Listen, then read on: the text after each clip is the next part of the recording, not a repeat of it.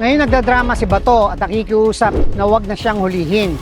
Alalahanin natin kung gaano siya kaangas noong nasa kapangyarihan pa sila ng kanyang among si Rodrigo Duterte. Huwag nating kalimutan sina Kian de los Santos, Carl Atnaiz at iba pang Pilipinong walang awang pinatay ng peking drug war. Basta na lang sila binaril, walang due process, walang warrant of arrest, walang pagkakataong ipagtanggol ang sarili.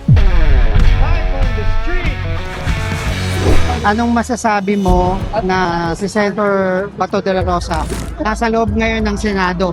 Well, I hope na hindi magtagal yung pananatili niyang pagtago sa Senado. Dapat harapin niya yung hustisya na humahabol sa kanya. Kasi nga, meron namang warrant of arrest na. So dapat wag na siyang magtago at wag nilang gawing hotel ang Senado. Kasi yan ay sagradong institusyon para sa taong bayan at para sa katotohanan. So dapat hindi niya ginagawang taguan ng mga puganteng tulad niya. Ano masasabi mo doon sa ibinigay na protective custody ng Senado kay Bato? Isang kababuyan sa institusyon na dapat ay para sa taong bayan. So hindi dapat pinoprotektahan yung mga wanted ng batas. We are hoping na dapat maaresto na yan ngayon kasi ang daming kaguluhan ang nangyayari. Kita mo ang gulo-gulo na dapat sana nagtatrabaho ang mga senador pero dahil sa kanya nagkagulo ang buong Pilipinas. So dapat magpaaresto na siya at sumama na siya. Basically, lahat ng mga nangyari dito, Sir Mike, kahapon at saka ngayon, isipin mo, ginagawa nila ito para sa isang tao lamang.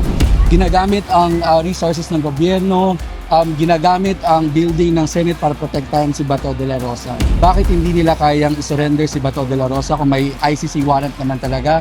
At saka kailangan niyang panagutan sa batas ang mga ginawa niya. Si Bato ay dapat ikulong, dalhin sa Hague at litisin para panagutan ang mga kasalanang ginawa sa ating mga kababayan noong time ng kanilang poon na si Rodrigo Roa Duterte. Mukhang napasubo si Bato sa desisyon niyang umaten ng session para lang maiboto si Alan Peter Cayetano bilang Senate President. Kasi para saan? Para proteksyonan si VP Sara sa impeachment? Ngayong naiipit na siya, naiisip kaya ni Bato, paano kung ituloy pa rin ang pag-aresto at pagdadala sa kanya sa ICC? Paano kung magbagong ihip ng hangin at mapalitan uli ang liderato ng Senado?